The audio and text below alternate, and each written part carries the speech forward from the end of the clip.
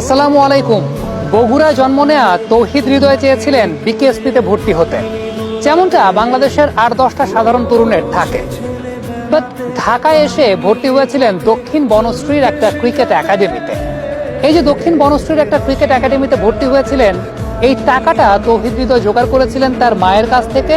তার মা তার বাবাকে না জানিয়ে জমি বন্ধক রেখে এই টাকাটা তৌহিদ হৃদয়ের হাতে তুলে দিয়েছিল। আনফরচুনেটলি সেখানে তৌহিদ হৃদয়কে প্রতারণার শিকার হতে হয়েছিল। অর্থাৎ সেই জায়গায় ভুয়া ক্রিকেট একাডেমিতে তৌহিদ হৃদয় ভর্তি হয়েছিলেন। সেখান থেকে কিন্তু থেমে যাননি। এর পরবর্তীতে বাংলাদেশের বয়সভিত্তিক ক্রিকেটে নিয়মিত নাম তৌহিদ হৃদয়।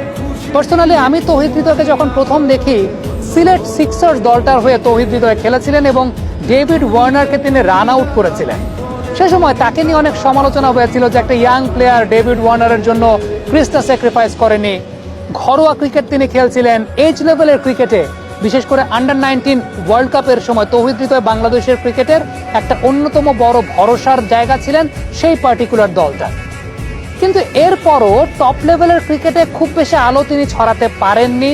গত বিপিএলটা পার্টিকুলারলি আমরা যদি বলি, সেক্ষেত্রে ফাইনাল ম্যাচটা অনেকেই বলেন তৌহিদ হৃদয়ের জন্যই ম্যাচ হেরেছিল তার দল বরিশাল।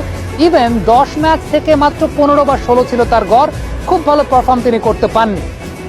এরপর থেকেই তার ভেতর একটা জেদ অবশ্যই কাজ করেছে, ফ্রাস্ট্রেশন তো অবশ্যই ছিল, কিন্তু ওই যে যিনি ঘুরে দাঁড়াতে জানেন তার ব্যাপারটাই কিন্তু আসলে সবচাইতে বড় বিষয়, যে তিনি ঘুরে দাঁড়াতে জানেন। বাংলাদেশ ক্রিকেট বোর্ডকে একটা ধন্যবাদ অবশ্যই জানাতে হবে যে বাংলাদেশ ক্রিকেট বোর্ড তার প্রতি ইনভেস্ট করেছে, তাকে national team kind of facility দিয়েছে। এইচপি দলের প্রত্যেকটা প্রোগ্রামের সঙ্গে তিনি ছিলেন এবং সেই জায়গা থেকে তার মধ্যে যে পরিবর্তনগুলো এনেছেন সেগুলো নিয়ে আমরা আলোচনা করেছি অতীতে বিভিন্ন সময়। এই যে রেঞ্জ হিটিং এর জায়গাটা, রেঞ্জ হিটিং এ ইমপ্রুভ করেছেন, পার্টিকুলারলি টি-20-র ব্যাটিং এর জায়গাটা স্কিল ডেভেলপমেন্ট করেছেন। আমরা যদি আবারও একটু পার্থক্যের জায়গাটা দেখি, যে একটা সময় তৌহিদ হৃদয় যখন ধরেন খুব 2019-20 বা 20-21 মৌসুমের ব্যাটিং এর সঙ্গে একটু কম্পেয়ার করি, তৌহিদ হৃদয়ের এখন ব্যাকলিফটটা যেরকম হাই, একেবারে উইকেট কিপার বরাবর ব্যাকলিফটটা হাই, তখন ব্যাকলিফটটা এত হাই ছিল না। এখন যেরকম ওপেন স্ট্যান্সে তৌহিদ হৃদয় ব্যাটিং করছেন, পায়ের অবস্থানটা আপনারা দেখতে পাচ্ছেন এখন কিন্তু অনেক বেশি মাত্রায় ওপেন, যে কারণে অন সাইড অফ সাইড সবকিছুই তার জন্য অনেক বেশি মাত্রায় ওপেন। আগে অনেকটা ক্লোজ কনজাস্টেড স্ট্যান্সে তৌহিদ হৃদয় ব্যাটিং করতে থাকতেন। সবচাইতে দৃশ্যমান পরিবর্তনটা যে জায়গাটাতে আমরা দেখতে পাই, এটা হচ্ছে after playing the shot or while playing the shot Towhid হৃদয়ের মাথার অবস্থানটা।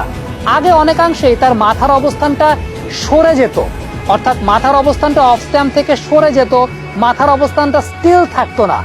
এখন তৌহিদ হৃদয়ের মাথার অবস্থানটা আফটার প্লেইং দ্য শট ব্যালেন্সটা অনেক সুন্দরভাবে থাকছে।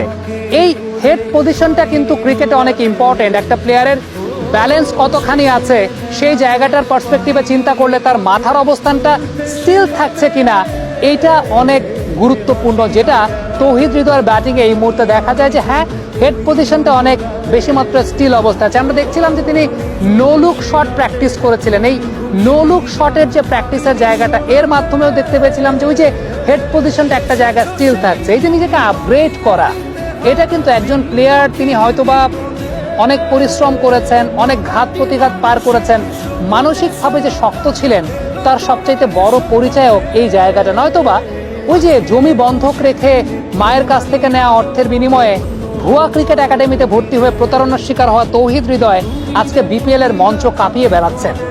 অবশ্যই বাংলাদেশের আর 10টা সাধারণ ছেলের জন্য এটা অনেক বড় শিক্ষার জায়গা। আর 10টা ক্রিকেটারের জন্য যারা অনেকাংশে ফ্রাস্ট্রেশনে ভোগেন, তাদের জন্য অনেক বড় শিক্ষার জায়গা।